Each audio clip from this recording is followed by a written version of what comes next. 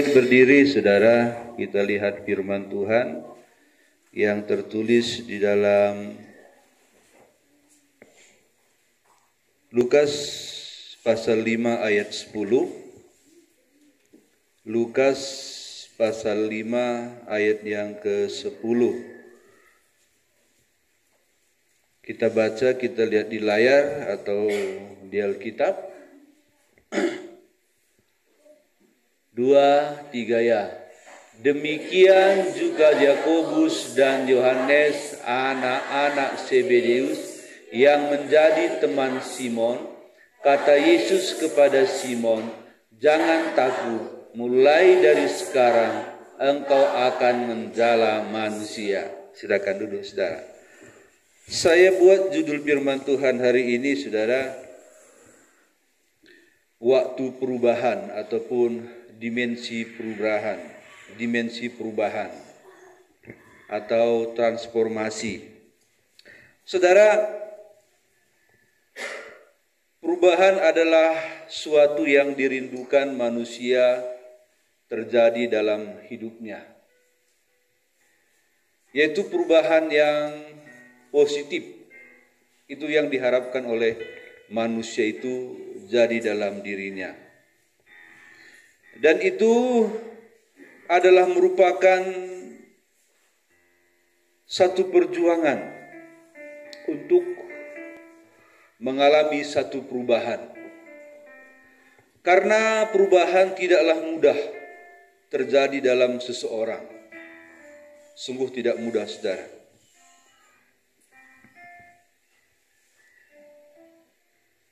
Hasil satu perubahan ialah terjadinya perbedaan yang sekarang menjadi lebih baik.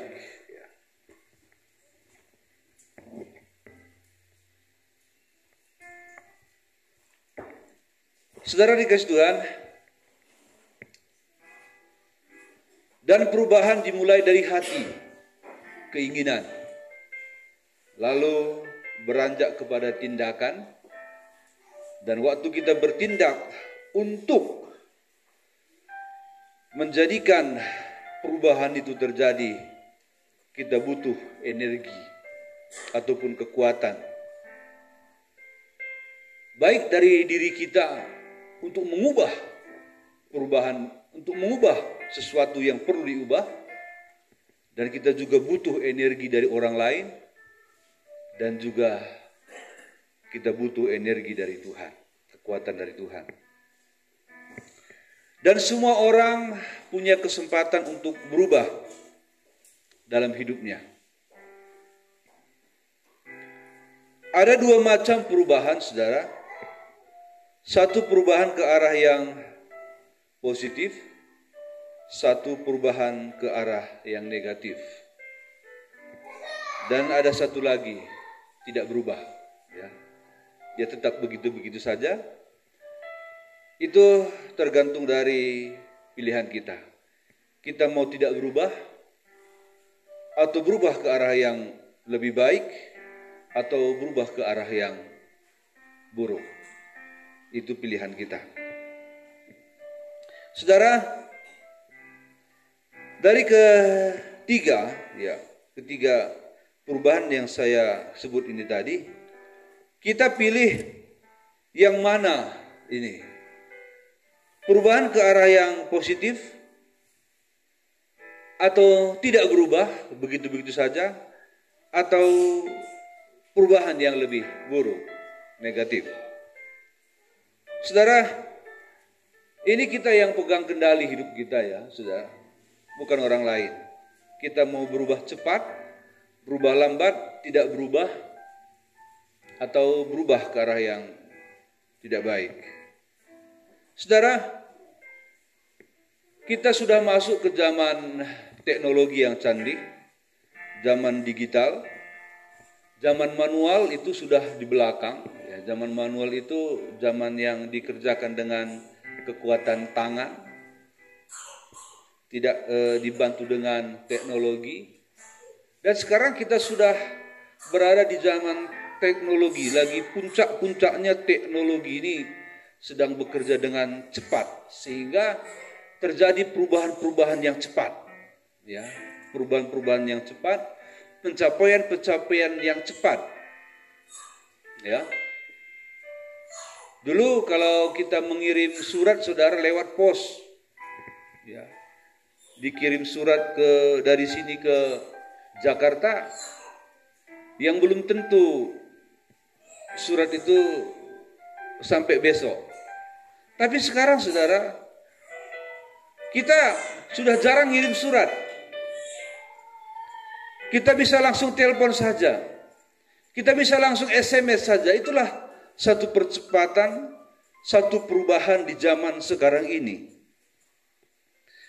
Saudara, bukan hanya hal yang negatif, bukan hanya hal yang positif maksud saya, yang cepat berubah di zaman sekarang ini. Tetapi hal yang negatif pun cepat juga berubah sekarang. Saudara, kita bisa temukan semua percepatan-percepatan, perubahan-perubahan itu di HP kita, ya, di handphone kita. Di situ kita bisa lihat percepatan-percepatan itu bagaimana cepatnya.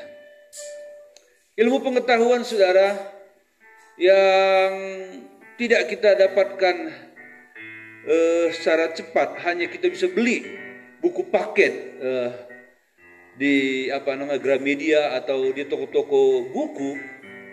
Sekarang, saudara, kita klik saja di HP, di YouTube, itu sudah muncul. Jadi kalau masih ada orang bodoh sekarang punya HP, itu berarti HP dia pakai bukan untuk belajar.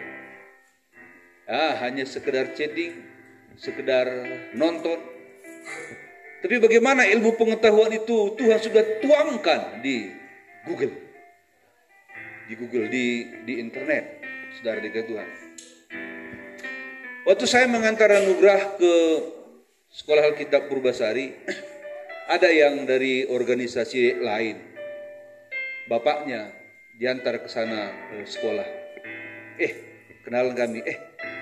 Bapak GPD juga, katanya sama saya. Iya, saya GPDI. Saya GPDI Tulen, saya bilang. Tulen asli. Bapak, saya gereja dari ini, aliran juga. Organisasi Bapak kan besar juga, kan punya sekolah juga. Kok ngantarnya ke sini? Ke Sekolah Alkitab Purbasari, saya bilang. Saya sudah belajar, Pak. Kalau di GPDI memang luar biasa kalau pembentukan karakter. Ini karakter ini. Kalau pengetahuan Alkitabiah itu di gereja kami juga punya, sama seperti GPDI punya. Tapi pembentukan karakter ini gereja kami punya, tapi lebih bagus yang punya GPDI. Nah, saudara. Oh iya, saya bilang. Iya, Pak. Kalau sekarang kan kita sudah punya HP. Kalau pengetahuan bisa kita lihat di situ. Bisa kita nggak tahu nanti kan mau pelajaran kelas 1, kelas 2, kelas 3, S1, S2, S3 kan. Baca saja. Ada di situ. Tapi pembentukan karakter ini, Pak. Ini yang perlu anak saya ini. Saya dibentuk. Saya ingin dibentuk karakternya di sini. Nah, ini adalah satu perubahan, ya, saudara. Dia ingin perubahan anaknya itu, sehingga dia mengantar ke Sekolah Alkitab Purbasari, supaya kelak dia menjadi hamba Tuhan. Bukan hanya punya pengetahuan yang tinggi, tapi punya karakter Kristus yang tinggi. Katakan amin, saudara. Nah, saudara dikasih Tuhan, dalam perubahan ini, yang perlu sekali berubah dalam diri kita ialah karakter kita. Amin. Sifat kita. Ya. Coba kita nilai sifat kita selama ini. Apakah menurut Anda memerlukan satu perubahan lagi? Apakah sudah cukup? Saya begini-begini aja cukup. Karakter Kristus itu di dalam diri kita harus semakin hari semakin seperti Kristus. Jangan berhenti. Atau mungkin karakter Kristusnya itu semakin hari semakin rendah dan terkikis habis. Dan pada akhirnya karakter itu bisa berubah menjadi karakter iblis, ya, yang sangat mengerikan. Saudara dikasih Tuhan, kita bukan hanya ingin berusaha untuk mengubah ekonomi kita. Walaupun memang itu selalu kita perjuangkan, maka kita nanam tomat, nanam cabai, nanam kol, nanam jeruk, supaya nanti bagus dia karena harganya terjadi perubahan. Kan begitu saudara. Dari jalan kaki, naik kereta, dari naik kereta, naik mobil, mobilnya pun makin hari makin berkelas. Perubahan itu kita kejar saudara. Betul ya saudara, kita kejar. Dan kita kerjakan hal-hal yang lain lagi yang bisa mengubah ekonomi kita. Tapi janganlah cuma fokus ke situ saudara. Ya, jangan cuma fokus ke situ, itu sementara. Jangan silau mata kita, ini sementara. Kalau surga itu entah di mana, ya. Ini sementara. Kalau hidup kekal itu kan belakangan itu. Yang sekarang yang perlu nikmat hari ini. Kalau nikmat nanti lagi kita pikirkan. Salah. Maka kita datang ke gereja saudara. Maka Tuhan buat persekutuan gereja-gereja. Gereja A, gereja B. Khususnya karismatik. Supaya di gereja itu kita belajar tentang Kristus. Sehingga pelajaran kita tentang Kristus itu mengubah pola pikir kita, mengubah hati kita, mengubah cara kita berpikir supaya kita makin hari makin menyenangkan Kristus. Saudara dikasih Tuhan, mengasihi Tuhan itu nilainya harus makin hari makin banyak. Amin. Kira-kira menurut saudara, nilai Anda mengikut Kristus itu berapa? Saya buat nilainya dari 1 sampai 10. Ya, kalau susah dari 0 sampai 100. Ya. Kira-kira nilai saudara mengikut Tuhan itu nilainya berapa puluh? Ya, sempurnanya saya buat 100. Berapa? Ada yang merasa pengiringannya akan Tuhan itu nilainya 40, nggak naik kelas saudara. Kalau kita ukur dari ukuran sekolah sekarang, nilai 40 nggak naik kelas, nilai 50 nggak naik kelas. Dulu waktu saya sekolah rata-rata 60, rata-rata 6 baru bisa naik kelas.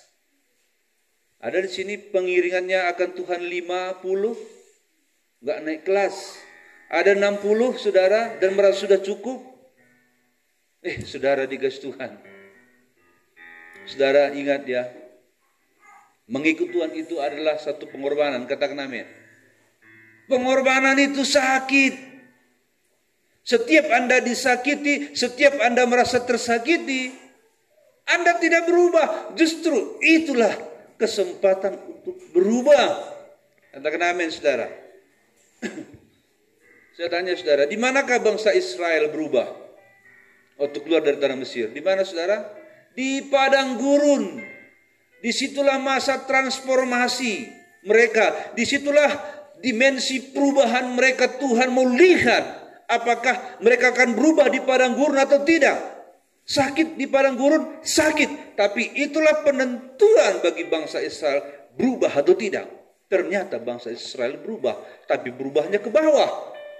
Berubahnya itu ambruk. Nilai-nilai rohaninya itu turun. Dan akhirnya mereka kena kutuk. Mati di padang belantara. Bukan mati panjang umur. Mati pendek umur. Kenapa? Karena tidak mau mengikuti proses. Kata proses itu di dalamnya lah perubahan. Kata proses seiring dengan kata perubahan itu serentak. Kalau dibilang proses, itu perubahan. Kalau seandainya kita mau buat onggal-onggal ya, dari ubi, kita ambil dari dalam tanah, bawa ke rumah, parut. Nah, itu perubahan saudara, berubah ya. Lalu dimasak, dimasukkan, mungkin dicampur kelapa sedikit, mungkin dimasukkan gulanya ke tengah, dibungkus, digoreng. Itu perubahan. Jadi siap saji dia, enak jadinya, ya, enak jadinya. Kalau mentah-mentah kita kan nggak suka. Jadi proses perubahan itu terjadi dan hari ini bagi kita pun terjadi, sedang terjadi perubahan itu. Katakan amin, saudara. Sudah berapa tahun saudara ikut Tuhan? Halo, ada 10 ya, ada mungkin belum sampai puluhan tahun. Ada sudah 10, ada 20. Coba, bagaimana perubahan Anda mengikut Tuhan dalam jangka waktu yang sudah begitu lama? Apakah Anda menang dari yang 5 tahun ikut Tuhan? 10 tahun ikut Tuhan, kita sudah 30 tahun. Mana lebih berubah dalam Kristus? Mana lebih bisa jadi contoh? Halo, jangan sakit hati. Ini perubahan. Bagaimana kerelaan Anda mengikut Tuhan? Bagaimana pengorbanan Anda mengikut Tuhan? Hitung-hitungan masih. Ya. Bagaimana? Sudah standarkah ibadah kita? Sudah standarkah pengorbanan kita? Saudara?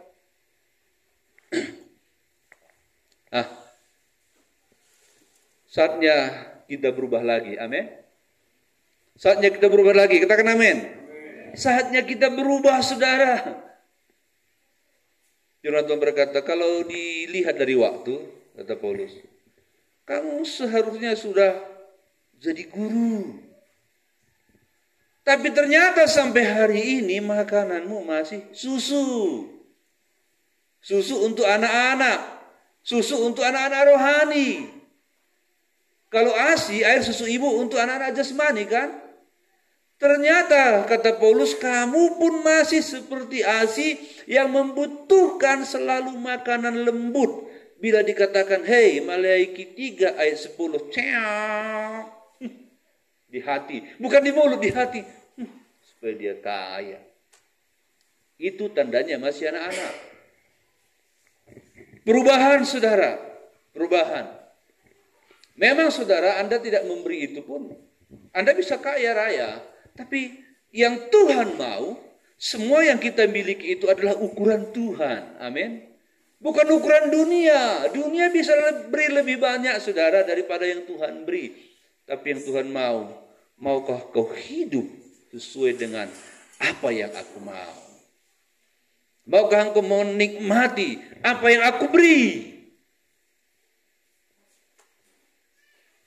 Ada nyanyian, ku mau mengikuti kehendak-Mu ya Bapa. Ku mau selalu menyenangkan hati-Mu. Kalau nyanyi begini kita bisa menangis kan saudara. Sekali lagi, ku mau mengikuti kehendak-Mu ya Bapa. Ku mau selalu menyenangkan hati-Mu. Mungkin mumpung ada musiknya, sekali lagi. Ku mau mengikuti kehendak-Mu ya Bapa.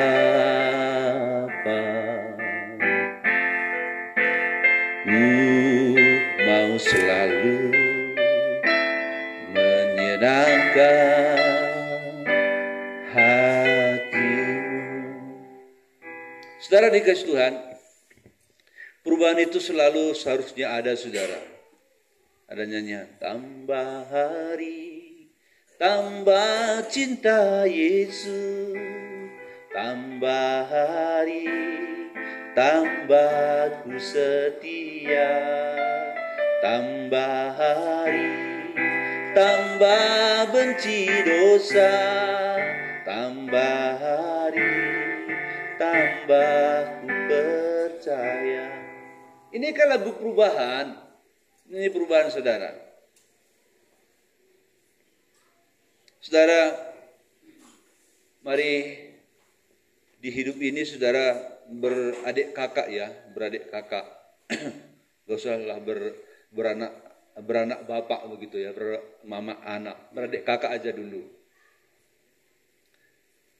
Di gereja ini bahkan di mana-mana beradik kakak, ada adik, ada kakak, ada adik, ada kakak, saudara. Yang kakak harus mengajari adik, kan begitu. Terus adik kakak di gereja itu levelnya itu panjang ya. Adik ke-1, ke-2, ke-3, 4, ke-5, mungkin sampai ke, kalau udah gereja-gereja yang ribuan mungkin adik kakaknya itu sudah sampai 50 dari adik ke kakak levelnya gitu. Nah, jangan terbalik saudara, adik lebih rohani daripada kakak. Ya, adik mengajari kakak dalam kebenaran. Sesungguhnya kakak yang mengajari adik. Itu adik kakak. Itulah perubahan. Amin, saudara? Amin. Nah, dari ciri-ciri cara kita bertindak, ciri-ciri cara kita melayani, tindak tanduk kita, disitulah kakak menunjukkan kepada adik di bawahnya 1 level, 2 level, 3 level, 4 level. Adik yang baru kenal Kristus akan menengok kakak yang sudah lama ngikut Kristus. Dia lihat. Dia saksikan.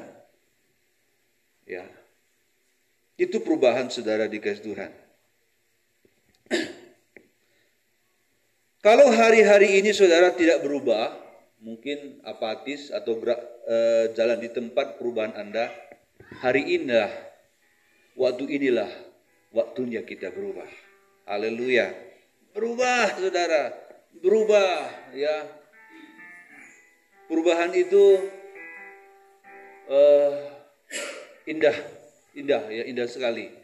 Walaupun untuk menjadi contoh itu tidak mudah, tetapi saudara, pada saat kita berusaha menjadi kakak, ya bukan berarti aku kakakmu, bukan begitu. Tapi dari cara kita melayani, cara kita mengasihi, nampaklah kita kakak. Amin. Nampak kita ini si abangan, abang, kita abang bagi adik-adik rohani yang baru. Itu yang Tuhan mau, saudara. Supaya kita menunjukkannya, walaupun rasanya mungkin sakit. Ini si anak saya, si Anugrah sama si Filipus, kalau bertengkar siapa yang saya marahi, saudara? Abangnya. Kadang abangnya egois juga, kamu. Tapi aku bilang, kau abang. Kau yang mengalah. Karena kau abang, walaupun dia salah. Bukan saya membela dia, tapi bukan saya membenarkan dia walaupun dia salah. Tapi engkau harus mengerti bahwa dia lebih muda jauh dari engkau. Jadi pengertiannya akan kebenaran itu tidak seperti engkau mengerti. Jadi kau harus mengalah untuk dia. Itu kakak. Itu abang kepada adik. Yang walaupun abangnya kadang pukul dia. Ya, saudara. Tapi kalau kakak rohani gak usah pukul ya. Mukul adik. Gak usah. Mengajari. Saudara dikasih Tuhan. Ayat yang kita baca tadi. Ini adalah satu transformasi ataupun perubahan. Dikatakan begini, kata Yesus kepada Simon, jangan takut, ya, jangan takut mengikut Yesus. Mulai dari sekarang, engkau akan menjala manusia. Ayat ini bukan hanya kepada Simon ataupun Petrus, kepada Anda juga. Mulai dari sekarang, engkau akan menjala manusia. Amin. Apa kelebihan Simon Petrus dengan kita? Sama kita kan saudara. kita memiliki hak yang sama dalam Injil. Kalau kita pegang Injil, Simon pegang Injil, maka kita sama-sama menebarkan jala Injil. Adakah seorang penjala ikan, saudara? Waktu dia menjala ikan, dia dapat 10, dia butuh, adakah dia lepas 2? Enggak. Semua dia masukkan. Semua dia tangkap.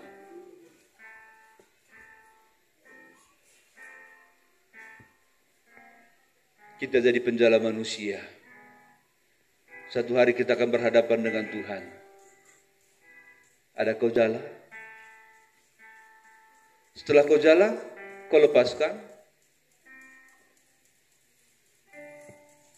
Kita disuruh menjala. Inilah perubahannya. Inilah perubahan dari Simon Petrus. Dia adalah penjala ikan. Dan Tuhan jadikan penjala manusia. Dan pilihan kepada Petrus, mau enggak? Mau. Dia menjadi penjala manusia. Kita lihat lagi saudara, Raja Daud. Dia adalah gembala domba di padang rumput yang hijau. Lalu karena dia dekat dengan Tuhan, maka Tuhan mengadakan perubahan dalam dirinya. Dari gembala kambing domba, Tuhan jadikan jadi gembala manusia. Yaitu menjadi Raja Israel. Jadi penggembala umat manusia. Menjadi penggembala Israel seumur hidupnya. Dia bisa menjadi bapa bagi seluruh kaum Israel. Haleluya. Mari kita berubah, saudara dikasih Tuhan.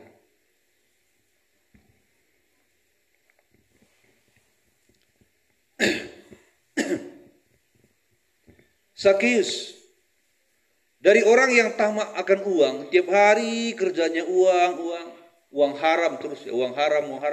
Pokoknya dia kaya dengan uang haram itu. Waktu dia berjumpa dengan Kristus, saudara, kekayaannya itu dia mulai alirkan. Dia enggak cari uang lagi. Tapi mulai hari itu dia berikan uang itu kepada yang membutuhkan. Karena dia sudah diubah. Memang saudara, dengar baik-baik. Memang kalau seseorang sudah dijamah Tuhan, pasti terjadi perubahan. Katakan amin. Pasti terjadi perubahan. Memang kalau seseorang sudah diurapi Tuhan, pasti terjadi perubahan. Dan ini adalah perubahan yang positif. Berubah ke arah yang lebih baik. Berubah ke arah yang lebih paten, lebih hebat, lebih luar biasa dalam Kristus. Terutama perubahan secara rohani. Kalau Kristus memandang kita, yang dilihat adalah perubahan rohani. Tapi kalau manusia melihat perubahan jasmani, perubahan ekonomi. Tengoklah Sian itu sekarang sudah punya mobil mewah. Tengoklah Sian itu sekarang sudah panen dia beli ini, beli itu. Itu kalau manusia. Tapi Bapa di surga tidak memandang itu. Walaupun dia akan berikan itu pada mereka yang setia. Ya, saudara. Manusia memandang sebatas itu. Tetapi Bapa memandang iman kita. Dia berkata, apabila anak manusia datang ke dunia, ke bumi, apakah dia mendapati iman? Apabila dia datang kepada seseorang, adakah dia lihat seseorang itu punya iman yang berubah? Adakah pembaharuan iman? Ataukah pembaharuan itu berputar ke bawah? Jalan ke bawah atau ke atas?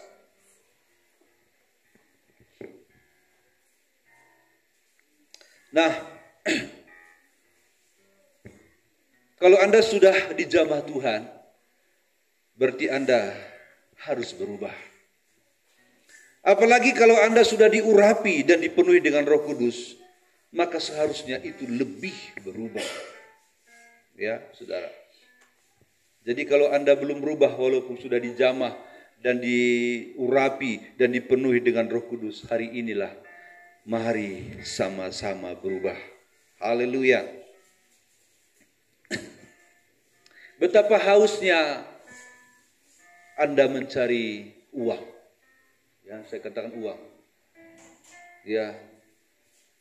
Kalau di zaman sekarang beberapa saya lihat pemburu dolar, pemburu uang.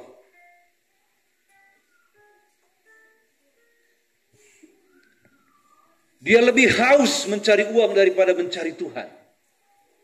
Ini bukan perubahan yang Tuhan inginkan, saudara. Dia lebih haus untuk memenuhi keinginannya daripada memenuhi keinginan Kristus.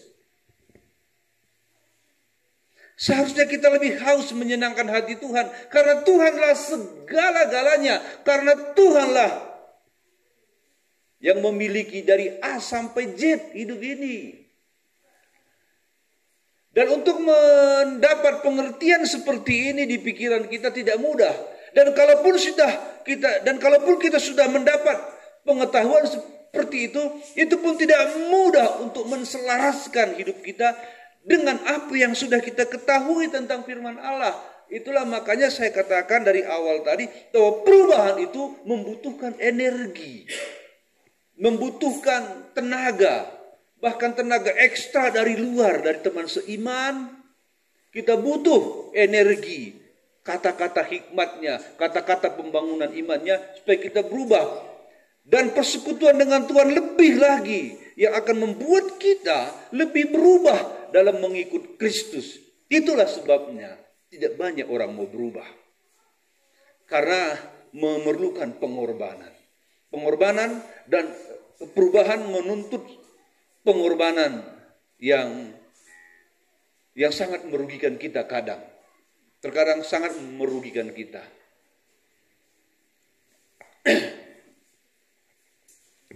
Tetapi maukah kita berubah di tengah-tengah situasi yang seperti itu? Ya, saya akan akhiri firman Tuhan ini, saudara.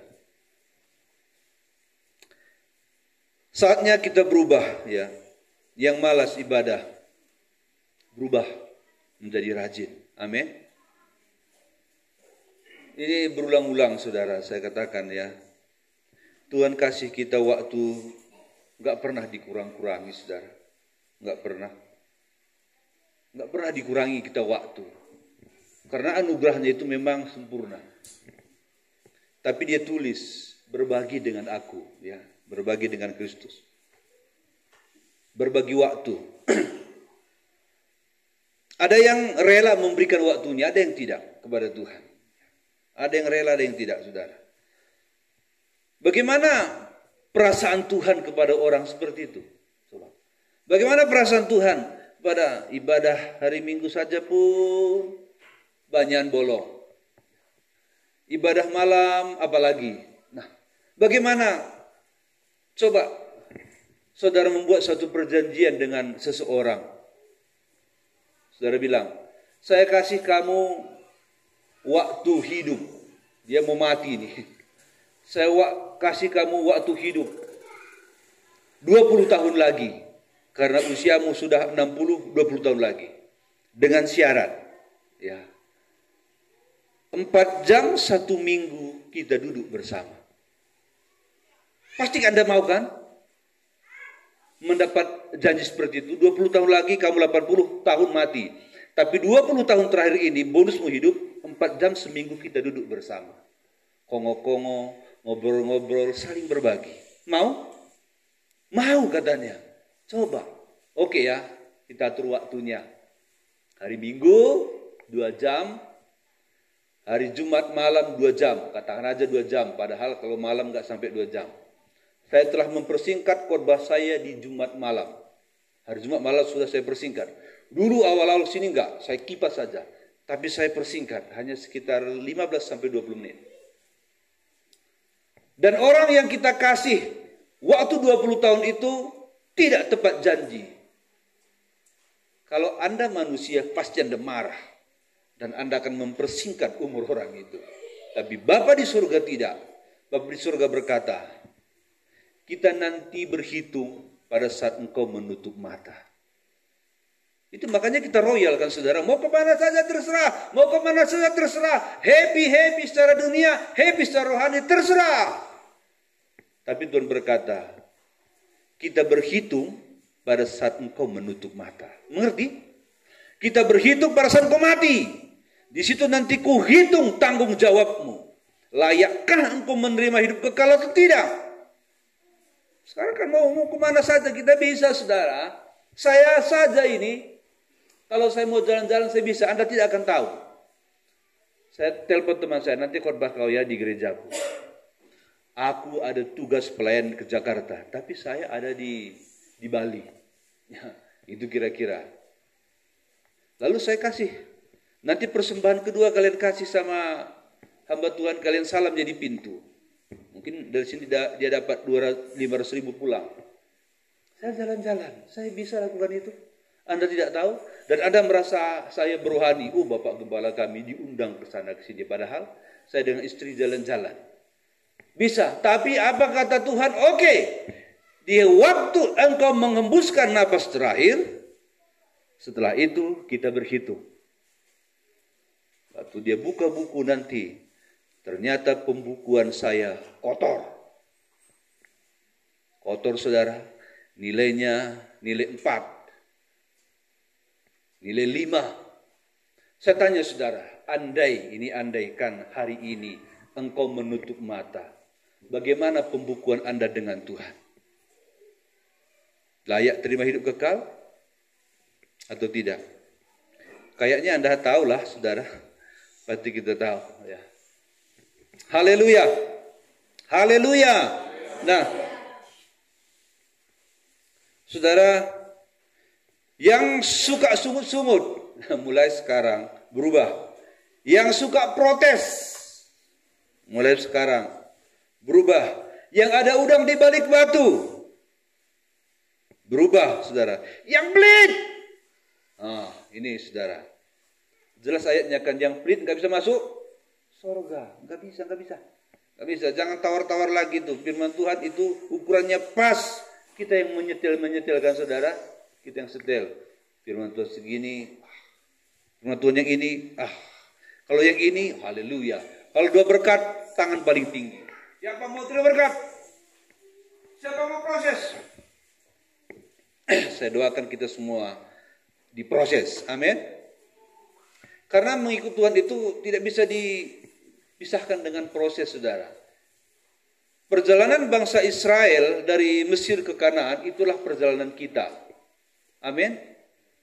Itulah gambaran perjalanan Kristen sepenuhnya. Setiap orang yang mengikuti Kristus pada awalnya pasti menangis dan bersuka cita. Sama seperti orang Israel di Mesir. Mereka tertawa, mereka happy, melihat mujizat-mujizat. Mereka dimanja. Tapi saatnya kau kudewasakan. Di Mesir itu gambaran anak-anak rohani yang makan, minum ASI, nasi lembut. Di pangku Tuhan mereka kayak anak kecil. Di pangku-pangku di sana, katanya. Popoknya. Dia nangis. Kasih ASI, kasih susu. Tapi Tuhan tidak mau anak-anaknya seperti di Mesir. Itu makanya dia bawa keluar dan dia proses di padang gurun. Dan yang tidak mau diproses, mati. Mati secara jasmani dan mati secara rohani. Ngeri, saudara. Ngeri ya, saudara. Terus bagaimana mungkin Anda berubah kalau ibadah Anda saja Senin Kamis? Enggak mungkin. No, enggak mungkin saudara. Mari kita berubah, amin. Kalahkan semua yang mengikat Anda, amin. Belakangkan semua yang mengikat Anda. Malam paling 1 jam lebih dikit kita selesai ibadah. Lebih panjang pun ngomong-ngomong, saudara. Lebih panjang ngomong-ngomong. Hari ini hanya 2 jam. Kadang lebih, kadang kurang, saudara dikasih Tuhan. Itulah proses. Dan di rumah juga kita diproses lagi. Tapi kekuatan kita untuk diproses adalah waktu ibadah-ibadah kita. Tuhan memberkati. Ubah hatiku. Haleluya.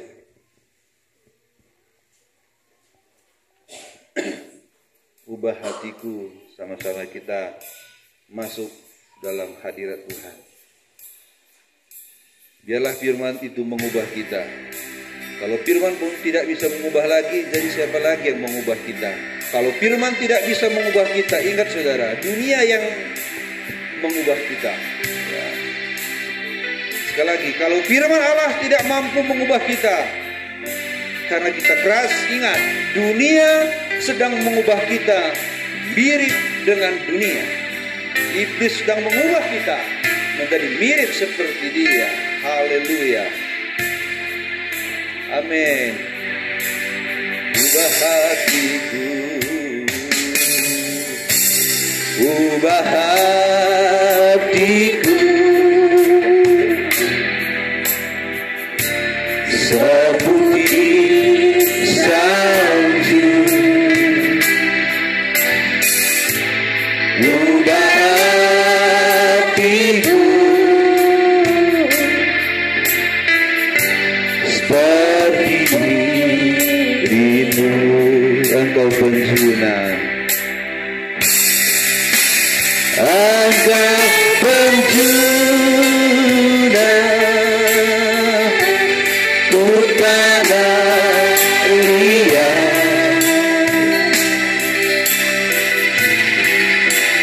bentuk jadikan hidup. Mari kita semua bangkit berdiri sekarang. Ubah hatiku seputih salju. Ubah hatiku seperti Engkau penjunan, Engkau penjunan, ku tanah liat,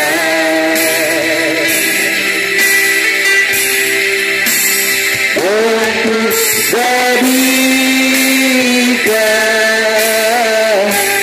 idolaku.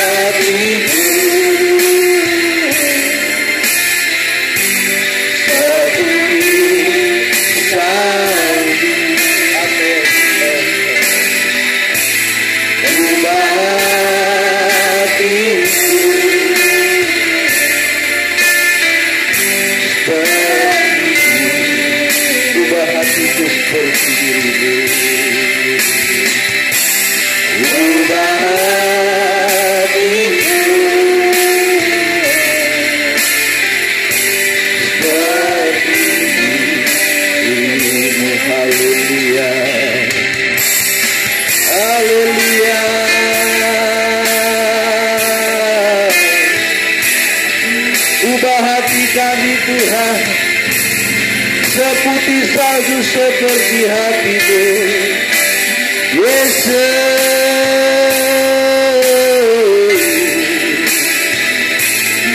Yesus.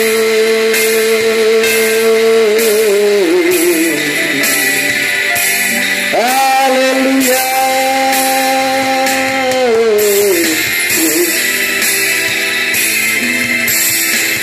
Ubahlah kami Tuhan, saatnya kami berubah, lebih mengasihi-Mu lagi Tuhan. Haleluya.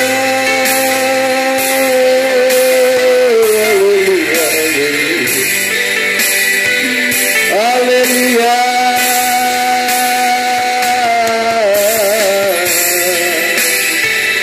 Oh haleluya Tuhan.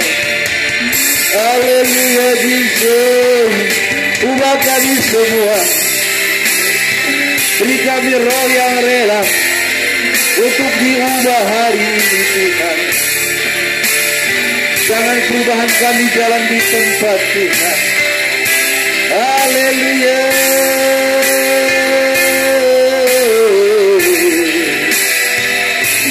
Jamaah-jamaah kami, ubah-ubah kami Tuhan, dan kami seperti bangsa Israel, gagal mengalami perubahan, gagal mengalami proses. Haleluya.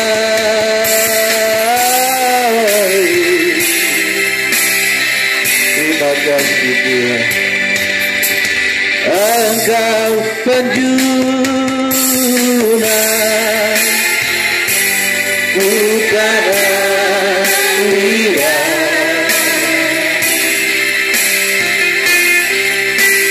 bentuk jadi